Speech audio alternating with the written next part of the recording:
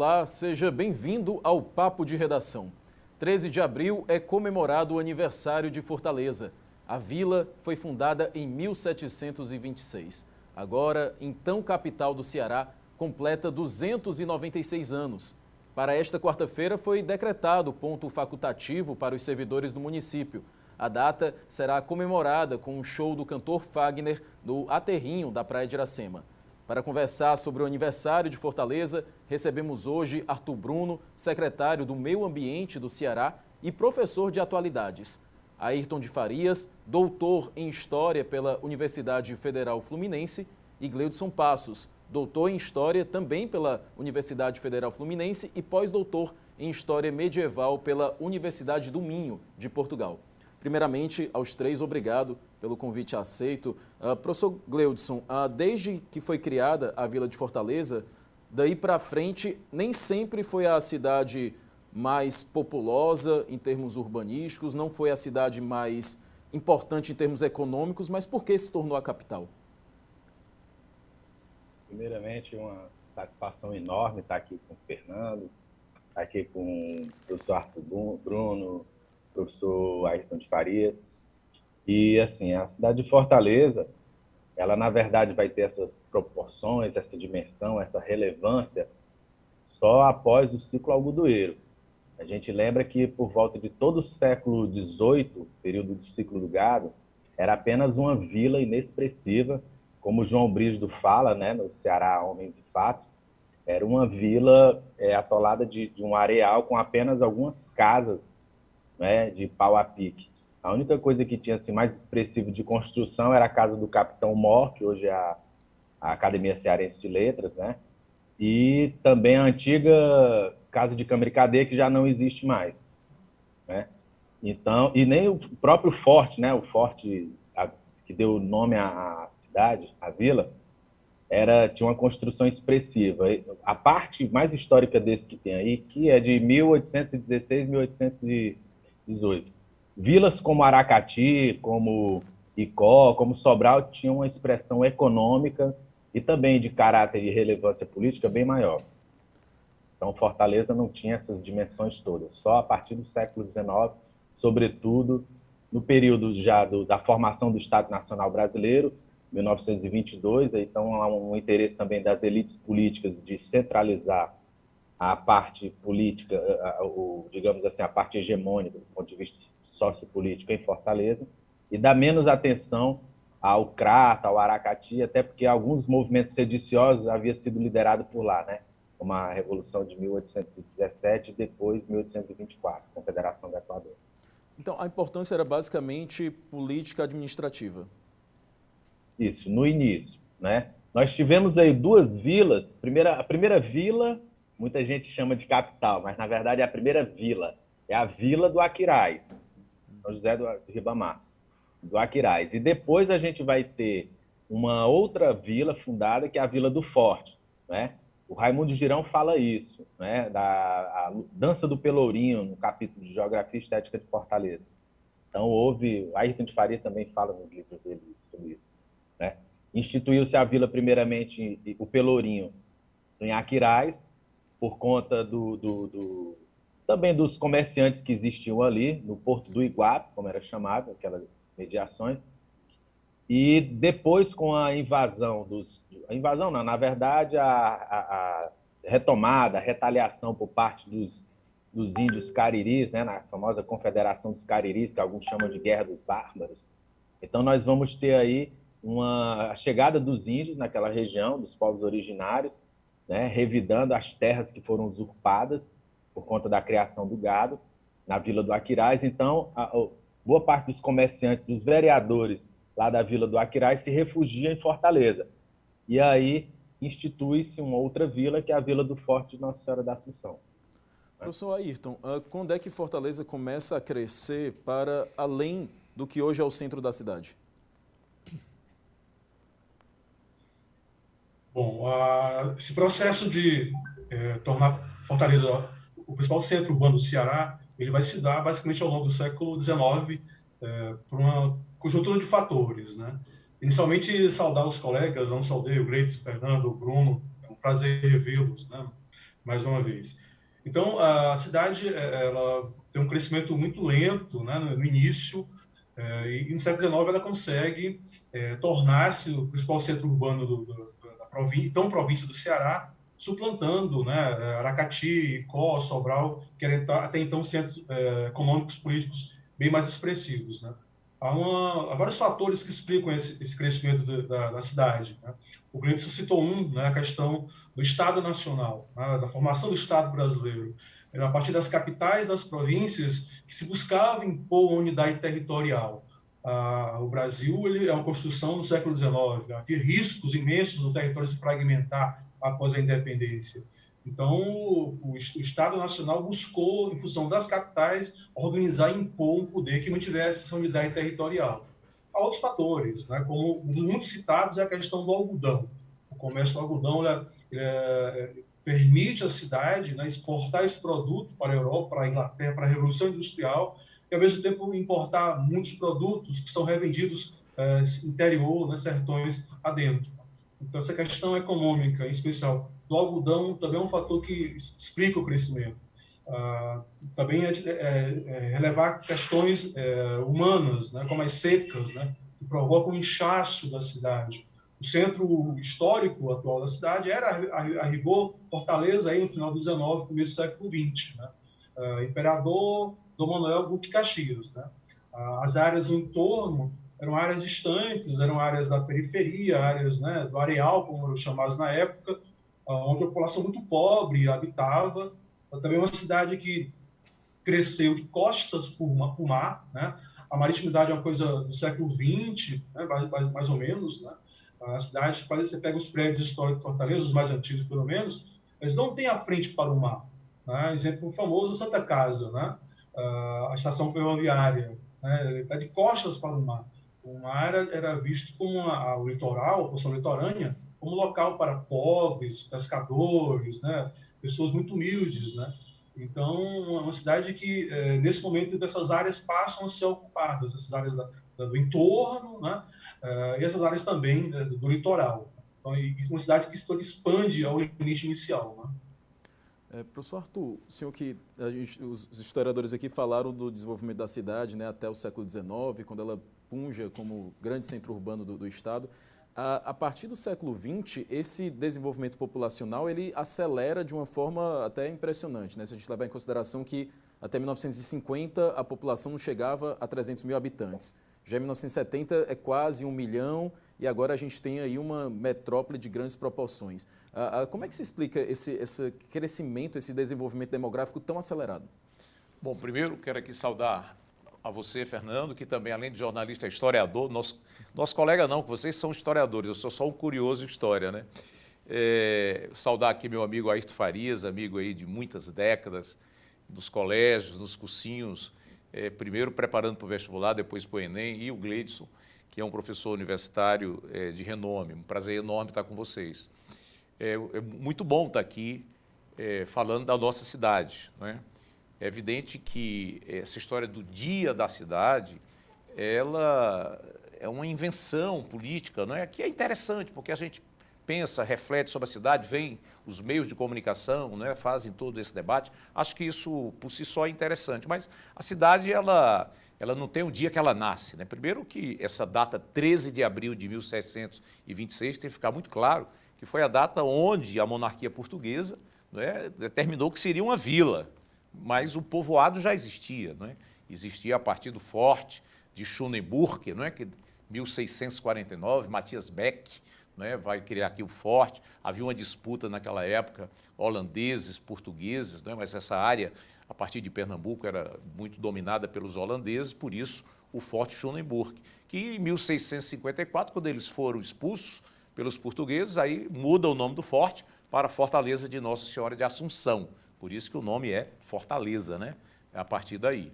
Bom, de qualquer maneira, o Ayrton falou algo muito importante, o professor Gleidson também.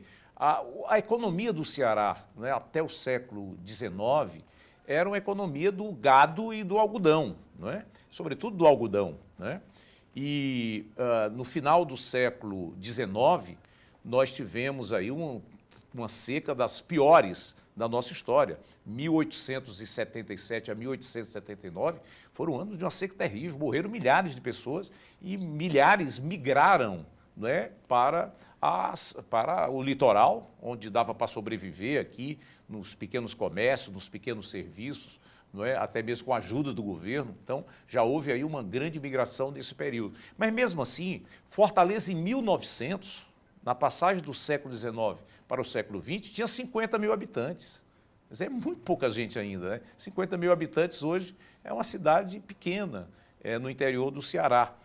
Se você mesmo considerar a Segunda Guerra Mundial, depois da Segunda Guerra Mundial, 1945, quando terminou a guerra, Fortaleza tinha 200 mil habitantes. Então, o grande crescimento mesmo, não é? Essa cidade gigante que nós temos hoje, ela cresceu sobretudo a partir dos anos 50, 60. Não é? Aí, até os anos 50, Fortaleza era o centro da cidade. Não havia essa periferia, não havia esses bairros distantes como nós temos hoje, né? Então, é importante destacar isso. Hoje, Fortaleza é a quinta mais populosa cidade do Brasil. Fortaleza tem o maior PIB, o maior Produto Interno Bruto do Nordeste, superando inclusive Salvador, Recife, que são grandes cidades. Então, houve realmente uma macrocefalia a partir de Fortaleza, não é? Isso também é consequência dos problemas econômicos do interior. Nós não temos cidades industriais, centros industriais no interior. É verdade que no Cariri, um pouco ali em Juazeiro, você tem hoje Sobral, não é? Que tem algum destaque, mas isso é recente, não é? Então, a economia sempre foi muito frágil no Ceará, não é? E o comércio, ele passa a ser feito, sobretudo a partir de Fortaleza, né? E os serviços, de uma maneira geral. Isso vai fazer Fortaleza se agigantar, além do que já foi falado pelos colegas, do êxodo rural. Não é? Fortaleza sempre foi a busca, digamos assim, daqueles que estavam migrando por não ter condições de permanência no interior devido à seca. Professor Gleudson, como é que o senhor avalia o crescimento demográfico da nossa cidade, principalmente a partir do século XX, né, que se acentuou de forma mais acelerada? É uma cidade que a gente pode dizer que cresceu por conta dos sertanejos e como é que essa cidade hoje preserva a memória patrimonial, né, do que ficou do século XIX? A cidade de Fortaleza, ela é acho que o professor Arthur Bruno disse bem aí, deixou bem entender. A cidade de Fortaleza, ela é uma metrópole de sertanejo, né? Na verdade, nós temos aqui vários ciclos migratórios, e eles coincidem com as estiagens, com as secas, né? Nós temos principalmente o de 1877, chamada Tenebrosa Seca, lá do século XIX. Nós temos depois de 1889, 1904, 1915, 1932, e depois as demais que vieram ao longo do século XX. Mas eu vou pegar essas, porque essas, de fato, elas deram uma preocupação para os administradores aqui da cidade, no sentido de melhorar a malha urbana, né? Lembremos aí da reforma da planta, né, de Silva Paulet, lá na 1816, 1818, e depois de Adolfo Webster, de 1875, né, sobretudo essa, né? E depois nós vamos ter outras intervenções urbanas, é a própria Adolfo Webster que mostra esse traçado do tabuleiro xadrez, né, entre a Duque de Caxias, Imperador e Dom Manuel. Então, os limites da cidade, o professor Arthur Bruno deixou bem explícito aí, era basicamente esse, era o centro. O centro, a cidade de Fortaleza ficava ali, né, entre a Avenida Imperador, Duque de Caxias e Dom Manuel. Fora eram os arrabaldes, arrabalde da Jacarecanga, arrabalde dos Meireles, né, da Praia do Peixe também, e depois do Benfica, e daí o resto, a parte sul da cidade, né, que vai até mais ou menos onde hoje a gente conheceu como Avenida Perimetral, que a cidade cresceu mais ainda. Eu, por exemplo, tive a minha infância nos anos 80 e anos 90, e sou um filho do subúrbio, filho da periferia de Fortaleza. E eu cresci sabendo, pelo menos era assim que eu entendia, né? Meu pai dizia, olha, a Perimetral é onde acaba a cidade. Então, para lá, onde a gente tinha Conjunto Ceará, José Walter, para lá da Perimetral, já era outra cidade, mas na verdade não era. era Fortaleza ainda, né? E Fortaleza englobou tudo isso, né? Englobou inclusive os distritos de Messejana, Porangaba e tudo, que passaram, eram vilas e depois se tornaram distritos e depois bairros da cidade. Mas tudo isso diz respeito também a políticas públicas que foram destinadas a investimento de melhorias urbanas em Fortaleza, principalmente nesses períodos de seca. Em grande medida, por conta de Fortaleza ser uma praça de exportação, o professor Ayrton de Farias lembrou bem aí, no período algodoeiro, nós temos melhorias no porto, isso na década de 1870, depois 1860, depois 1870 com a construção, 1872 com a construção de Farol do Mucuripe, né? A instalação da estrada de ferro Fortaleza-Baturité de 76 até a 79, né? E isso no século XIX. Depois as melhorias urbanas de pavimentação de ruas e tudo, com obras que foram destinadas para combater a seca no sertão. Mas aí, devido à construção, devido à migração, os fluxos migratórios desses sertanejos para a capital, nós temos aqui a instalação dos famosos campos de concentração, né, que a professora Kênia Rizzo estudou bem isso. E esses campos de concentração, onde recebiam esses sertanejos, acabavam que utilizando-se da mão de obra do sertanejo para pavimentar ruas, construção de prédios públicos na cidade de Fortaleza, né? Então, os investimentos que até então era para ser feitos em melhorias lá no sertão, alguns foram feitos, né, de passagem, como algumas barragens, ainda que proprietários rurais, e não atendendo assim, um bem coletivo para o sertanejo de maneira geral, mas em propriedades de proprietários rurais, a cidade acabou, Fortaleza, criando essa hegemonia em torno dela. Essas benesses, em termos de investimento, de infraestrutura, fez com que a cidade se tornasse também um atrativo, né? E, sobretudo, só para finalizar, como o professor Arthur Bruno bem falou, né, a partir dos anos 50, 60, mas, sobretudo, no final dos 60 e começo dos anos 70, com os investimentos que foram feitos, Plano Nordeste, o livro que vocês falaram, professor Ayrton de Farias e professor Arthur Bruno, aquele livro que fala sobre o Cambeba, os pecados do Cambeba. Os pecados capitais do Cambeba. Capitais do Cambeba, isso. Eu lembro muito bem que vocês falaram do governo de Vigílio Távora, dos investimentos que foram feitos ali naquele período, né? Então, nós vamos ter um parque industrial, mas ao redor de Fortaleza, né? Você tem Maracanaú, você tem o distrito industrial, né, do Maracanaú, você tem Eusébio também, investimento em Horizonte, né? Investimento também na região de Calcaia, depois o Porto do Pecém, ou seja, tem um cinturão industrial em torno de Fortaleza. Fortaleza se torna, portanto, uma cidade que agrega no seu entorno, na sua região metropolitana, esse parque, digamos assim, industrial, né? Guardado as devidas proporções de uma grande indústria de ponta. Mas nós temos, portanto, assim, uma concentração toda em torno da cidade de Fortaleza, né? Mas depois isso vai se modificando e as cidades do sertão também hoje vão tendo protagonismo, cada uma na sua área em específico. Mas Exatamente. É um outro detalhe. A gente vai continuar falando sobre a história de Fortaleza, mas agora o Papo de Redação vai para um rápido intervalo. A gente volta já, não sai daí.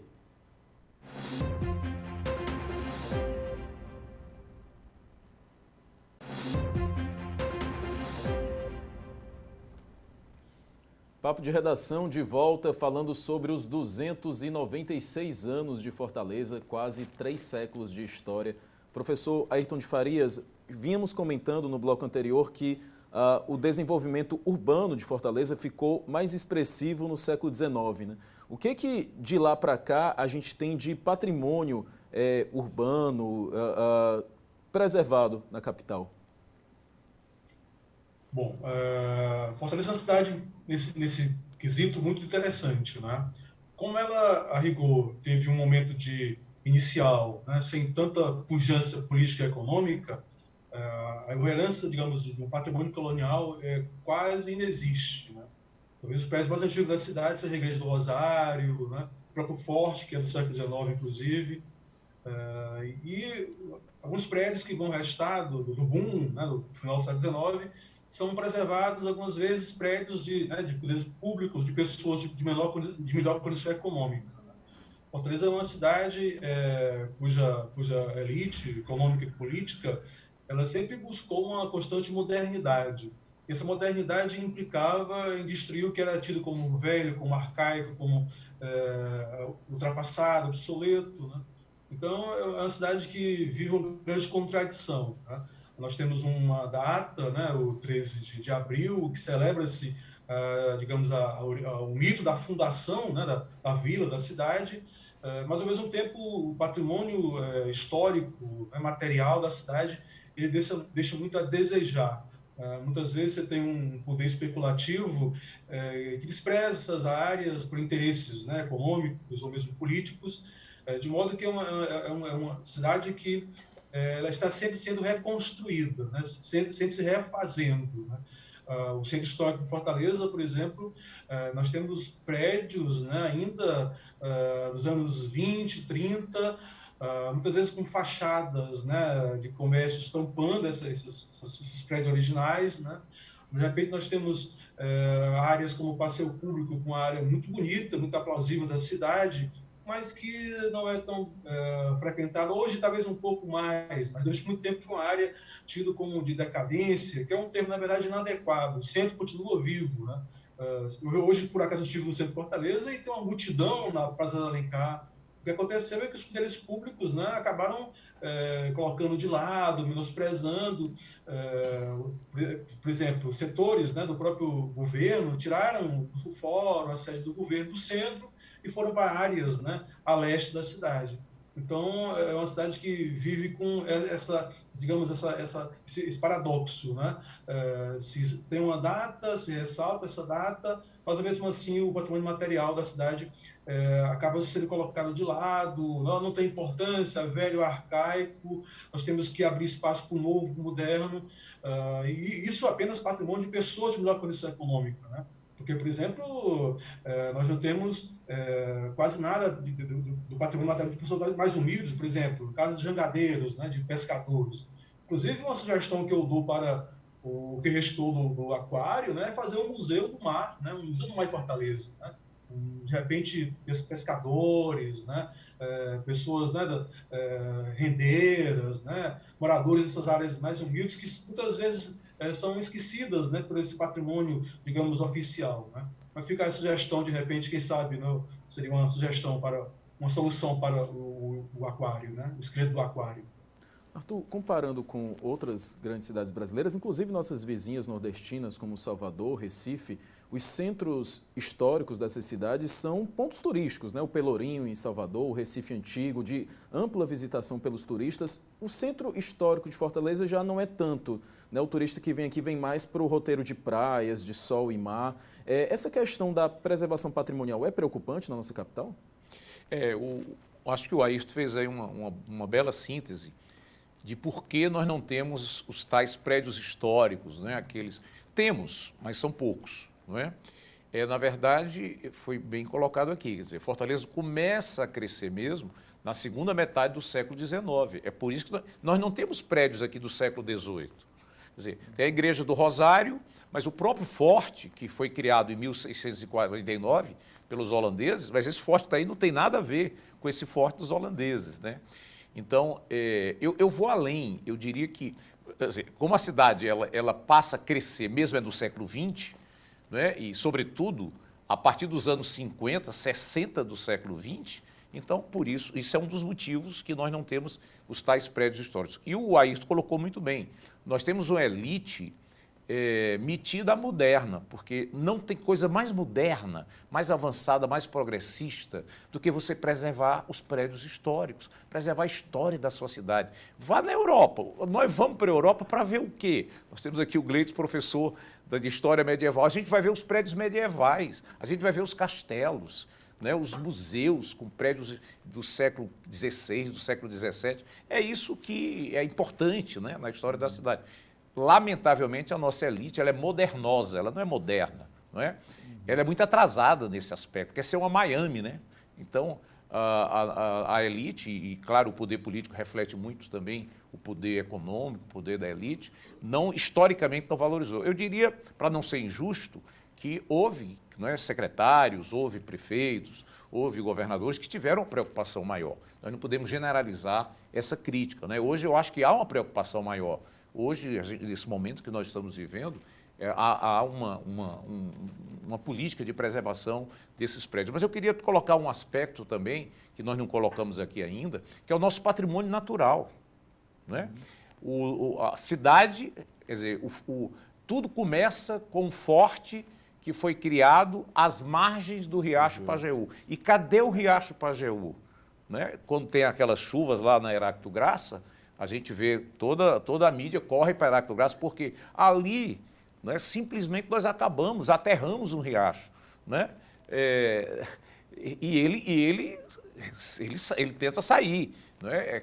Aquela área, nós só temos poucos locais de Fortaleza onde a gente vê o Riacho Pajeú. Que coisa mais interessante seria, não é, a gente perceber, não é, esse riacho, porque a Fortaleza, mesmo depois do forte, muito tempo depois, mesmo na vila, até mesmo na cidade, porque a cidade de Fortaleza, ela é criada em 1823, já até então era vila. Não é? É bom lembrar que até 1799, não é, Fortaleza pertencia à capitania de Pernambuco. 1621 a 1656, capitania do Maranhão, a partir de 1656 até 1799, Pernambuco. Então, nós só vamos ter, digamos assim, esse grau assim mais de autonomia a partir de 1799, quando foi recriada a capitania do Ceará. Porque antes, do início sim, mas não houve povoamento, não houve ocupação quase nenhuma, não é? Então, veja, nós temos um patrimônio natural que a gente tem que preservar, porque é muito bonito. Né? O Fortaleza fica entre dois rios, né? Entre o rio Ceará, onde conhece muito bem aqui o Ayrton Farias, que morava na Barra do Ceará, ele conhece bem do que eu estou falando, e o rio Pacuti. Né? E pelo meio passa o rio Cocó. Né? A bacia do Cocó representa 2/3 da cidade. Então, Riacho Maceió também, né? Aí tem os pequenos riachos, né? O Riacho Maceió, Jacarecanga, então o próprio Riacho Pajeú. Então, isso deveria ter sido preservado. Por isso que é importante a gente preservar as nossas dunas. Uma duna, a duna é belíssima, né? Tanto as dunas móveis como as dunas fixas que têm vegetação. E de vez em quando a gente tem problema aí, não é, político, pessoas que querem simplesmente construir em cima de dunas. E boa parte já foi construída, né? Basta ver ali a Cidade 2000, que era ali havia um lago, né? Uma duna e lago, isso boa parte já foi destruída. Nós ainda temos um pedaço de duna ali que a gente está fazendo um esforço grande para manter. Então, isso é muito importante. Tanto o patrimônio histórico como o patrimônio natural, né? Eles são fundamentais. Primeiro, para a identidade, né, daquele local. Segundo, porque o turista, ele não está atrás de resort. Resort em qualquer lugar do mundo. O que é que ele quer? Ele quer história, né, e ele quer beleza natural. Né, ele quer conhecer a biodiversidade. Nós temos uma fauna e flora. Eu aconselho aqui, quem não fez ainda, fazer um passeio de barco, ou pelo Rio Ceará, para ver aquele mangue belíssimo, ou pelo Rio Cocó. Você passeia ali pelo Rio Cocó, você não imagina que está em Fortaleza. É uma floresta.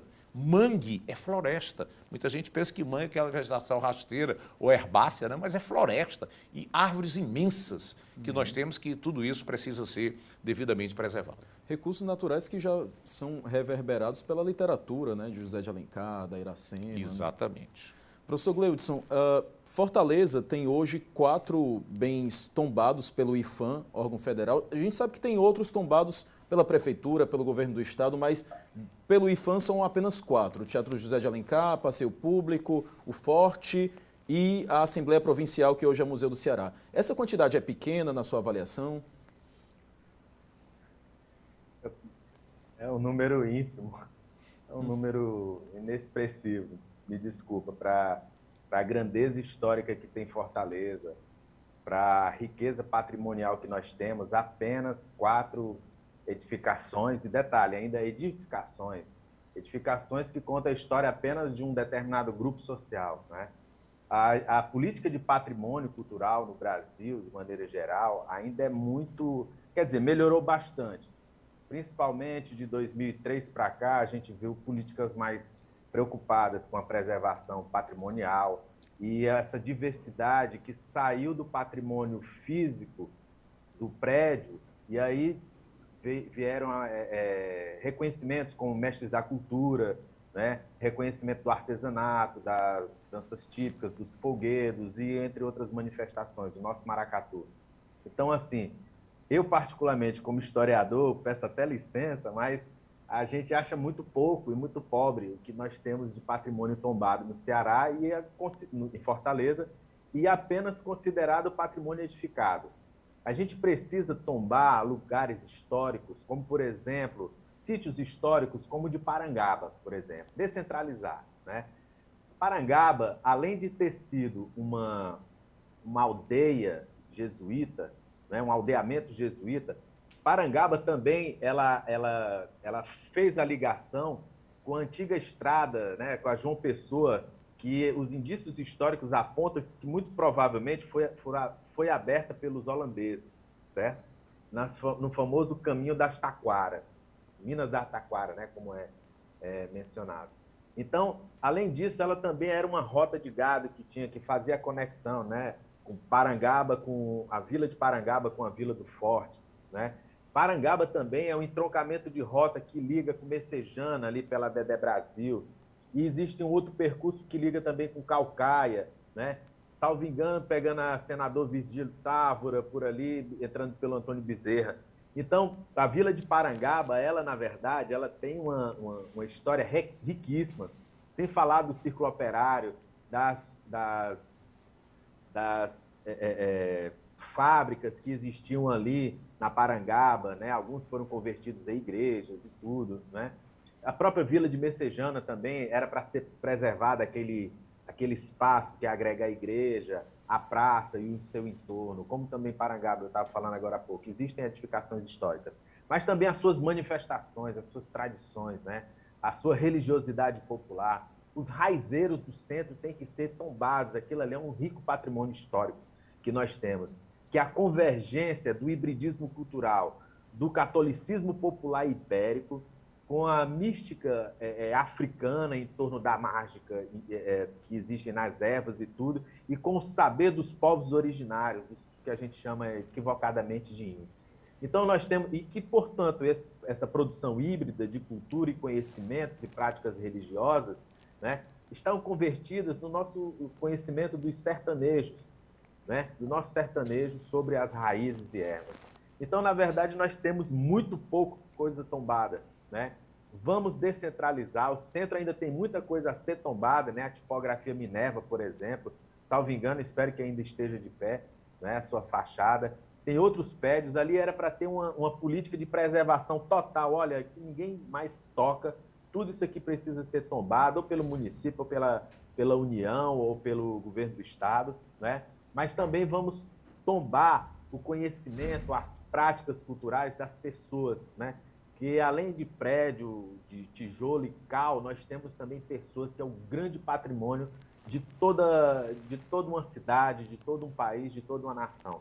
A sua religiosidade, as suas danças típicas, o seu folguedo, as suas cantigas de roda, né?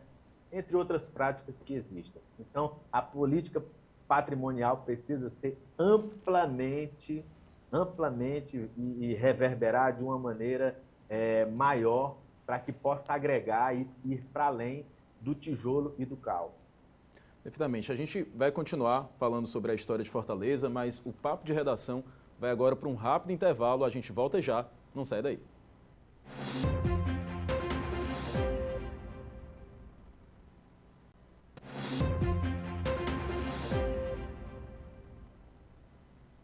Papo de Redação de volta, hoje falando sobre o aniversário de Fortaleza. Professor Ayrton de Farias, o senhor tem alguns livros, né, publicados sobre a história do Ceará. Eu queria levantar um debate agora sobre o antigo farol do Mucuripe, né, que é uma construção do século XIX, inclusive ele aparece em alguns símbolos do Ceará, na literatura, na própria bandeira do Estado, né, no brasão de armas do Estado aparece lá o farol. Ele é tombado pelo governo do Estado, mas a gente sabe que a preservação dele está abandonada. Hoje o prédio está abandonado. Qual o símbolo desse prédio para a nossa história, a importância dele, né? E se essa situação levando em conta a questão patrimonial, se ela é preocupante? Bom, o farol ele tem várias simbologias, né? Primeiramente, ele representa uma época em que o trabalho escravo, né, existia no país, né? Foi erguido com o trabalho escravo. Então, um marco que demonstra concretamente, materialmente, né, como também houve, né, escravidão no Ceará. Né? Também mostra, é um equipamento que mostra, de certo modo, um poder econômico, político de Fortaleza na segunda metade do século XIX. Né? Uma cidade, um núcleo urbano que até então havia não tanta importância, passa a ser o grande centro econômico, político da província, depois do Estado, e isso é feito em boa parte em função da exportação do algodão, como os colegas falaram. Então, o farol ele ilustra muito bem, né, a importância do comércio importador-exportador, em especial do algodão, para o crescimento da cidade. Simbolicamente, o farol é a luz, né, a luz que representa, que ilumina, né, onde há trevas, onde há ignorância. Então, não por acaso ele foi apropriado, né, em símbolos oficiais, né? O Ceará como uma referência, né, de grandiosidade, né, em relação a outros elementos, né, tidos como negativos. Né? Só que, ironicamente, esse farol, né, tão importante para a história, tão importante em termos simbólicos, né, para a imagem, para o imaginário que se quer atribuir ao Ceará, ele fica numa área muito pobre, né, da cidade de Fortaleza. Né? Uma área de comunidades muito humildes ao redor, não áreas assistidas pelo poder público, como eu havia dito na intervenção anterior. A posição litorânea, durante muito tempo, ela foi uma posição desprezada, né, vista como forma negativa. Então, não por acaso você vai ter nessas áreas perto do porto, né, em locais como o Grande Pirambu, na Barra do Ceará, nas Goiabeiras, né, comunidades muito populares, né, bairros operários, e não raro o poder público dava uma importância menor. Né? Então, o farol acabou sendo vítima disso, né, em termos materiais. Né? É preciso, portanto, que ele seja revitalizado, né, seja transmitido às pessoas a importância histórica, simbólica, material e imaterial que ele apresenta, mas também isso respeitando as pessoas que estão no seu entorno. Né? Não faz sentido nós termos um farol, né, bonito, recuperado, apenas para turistas ver. Eu acho que isso me permita, né, uma coisa que eu luto há muito tempo, o Gleidson também, o Bruno também, e nós temos a história do Ceará para os cearenses, né, para que nós conheçamos nossa história. Né? É importante que a gente, né, extrapole, né, apenas o espaço, né, acadêmico, né, isso está sendo feito, né, pelos colegas que estão aqui, por exemplo, né, mas é importante que a gente tenha um farol para as pessoas que estão no entorno, que elas se tornem um local, né, de instrução, de lazer, de cultura, que integra a comunidade. Né?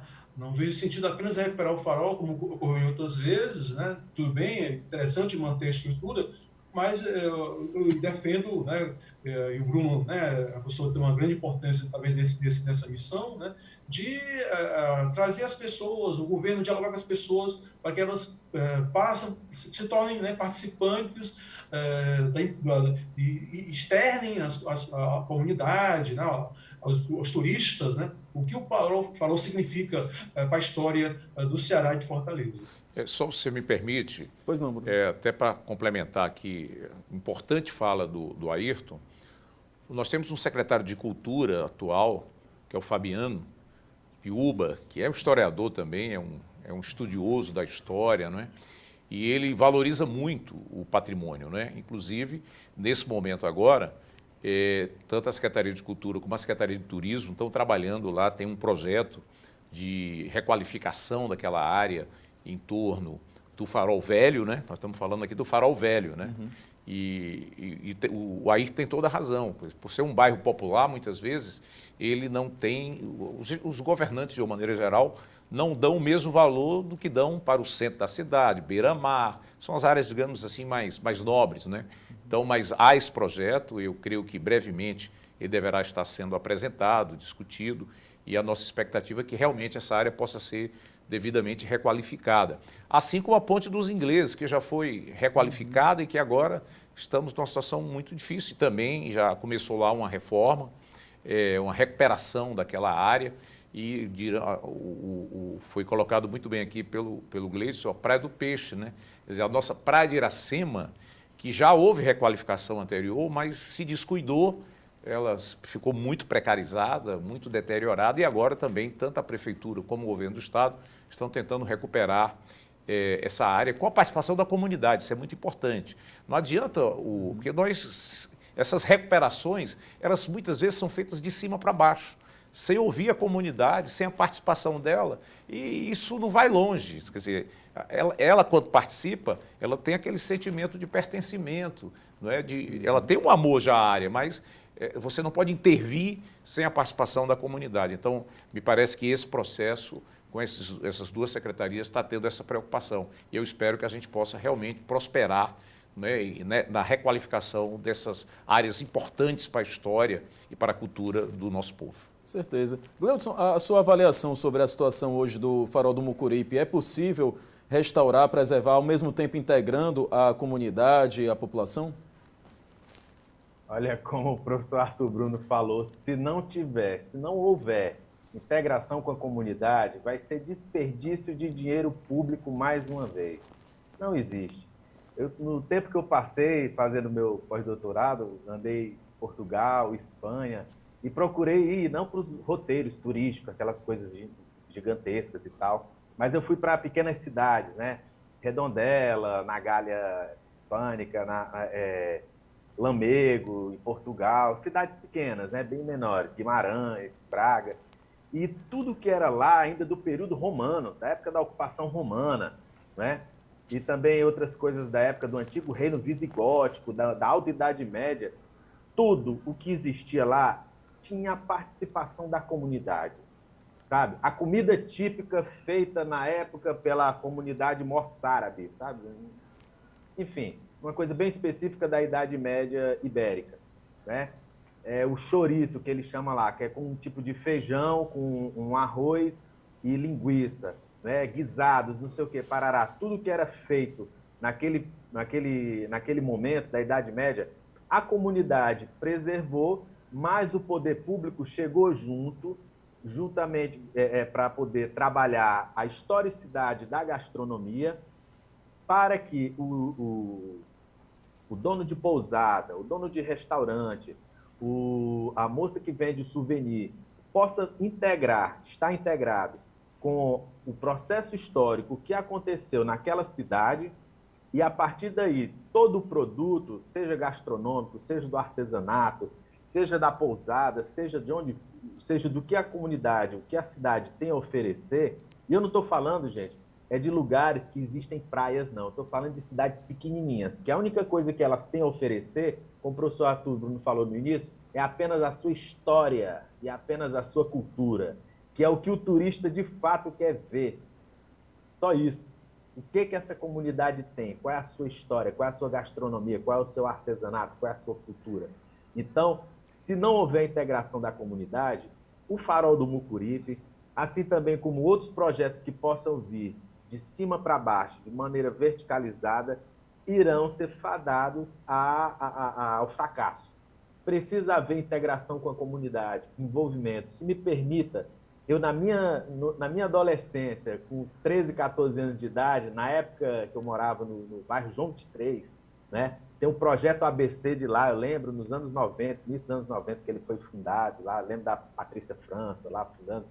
Então, naquele tempo, era o período das guerras de gangue que existia em Fortaleza. E os pais da periferia tinham muito medo que os filhos fossem se envolver com aquilo. E eu lembro que um educador físico, que nem formação acadêmica tinha na época, ele tomou a iniciativa, ele, por conta própria, tirando dinheiro do próprio bolso, ele chamou os jovens que ficavam na rua, pagou do seu próprio bolso papel, caneta, e esses jovens, ele orientou esses jovens para ir até os velhos que ficavam nas calçadas no final de tarde, para que escrevessem as suas memórias. relatava para esses jovens, os velhos relatavam para esses jovens, para esses adolescentes que ficavam antes na rua, relatando as suas memórias, de onde vinham, o que eles estavam fazendo, qual era o sertão de origem, o que eles lembravam, quais eram as cantigas que eles tinham, as brincadeiras de roda, enfim. E daí ele fez, ele próprio, sem nenhuma formação acadêmica ou etnográfica, acho que ele nunca ouviu falar nisso, ele listou essas manifestações e depois começou a nos treinar na quadra do Projeto ABC, lá do João 23. Anos depois, a gente viu os jovens lá da periferia, do João 23, do Henrique Jorge, do Bom Sucesso, fazendo isso, né? Treinando reizado, né? Fazendo aquelas músicas, tipo, eu sou rica, rica, rica de Mavé, Mavé, Mavé, aquelas cantigas de roda que chamava na infância. Então, ele fez uma espécie de... Eu não gosto de chamar de resgate, porque quem faz resgate é bombeiro, mas ele fez uma retomada da memória dessa população mais idosa, dos velhos que ficavam nas calçadas.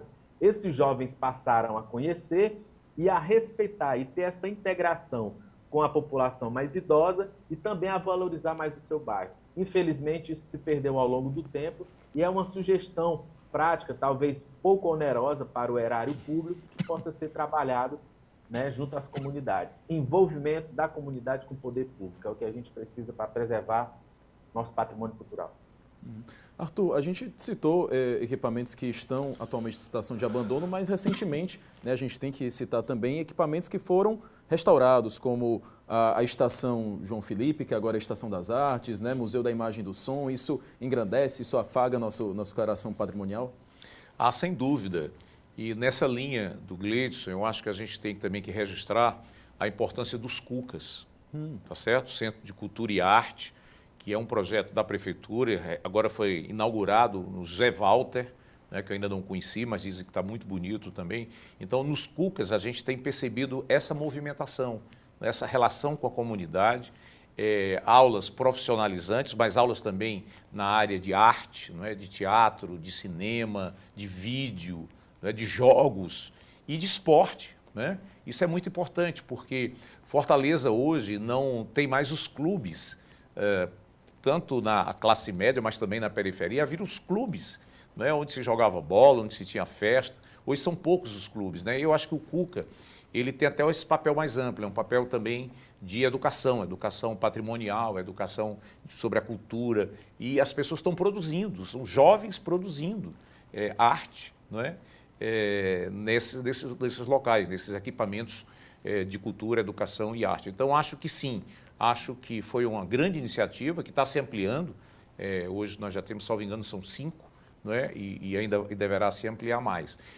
Mas acho que se é verdade que durante décadas houve uma despreocupação, até um descaso com o patrimônio, eu acho que de uns anos para cá isso tem sido recuperado em parte, aquém do que nós precisamos. Concordo plenamente com o Gleidson e com o Ayrton, né?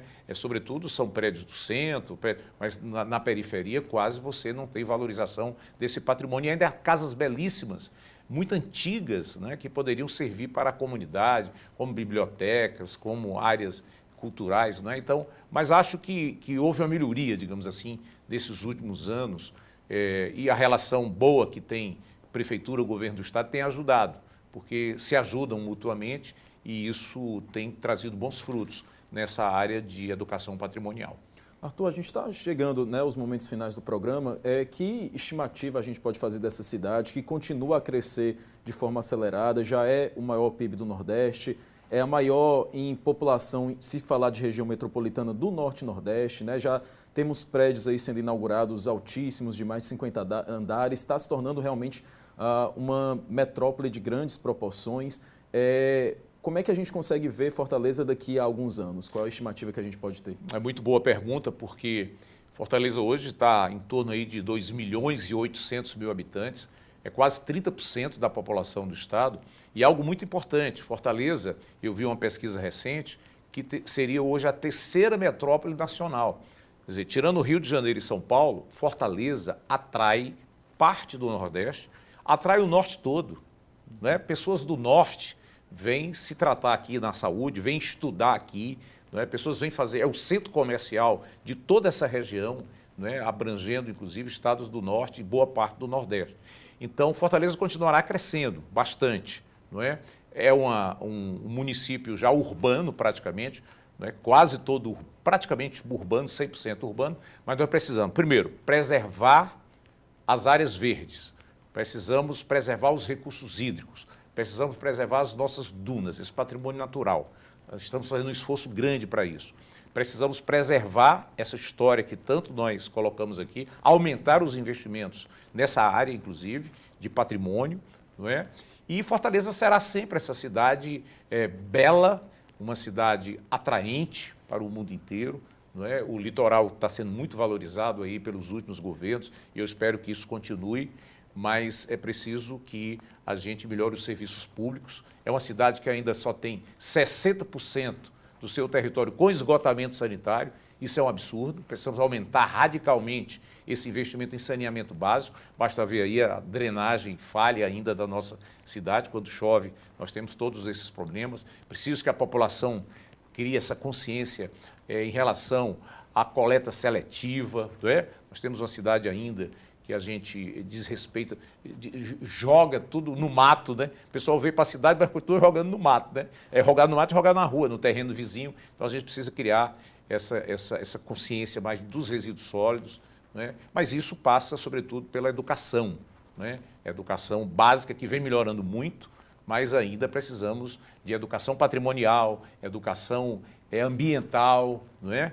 E eu creio que Fortaleza continuará crescendo muito.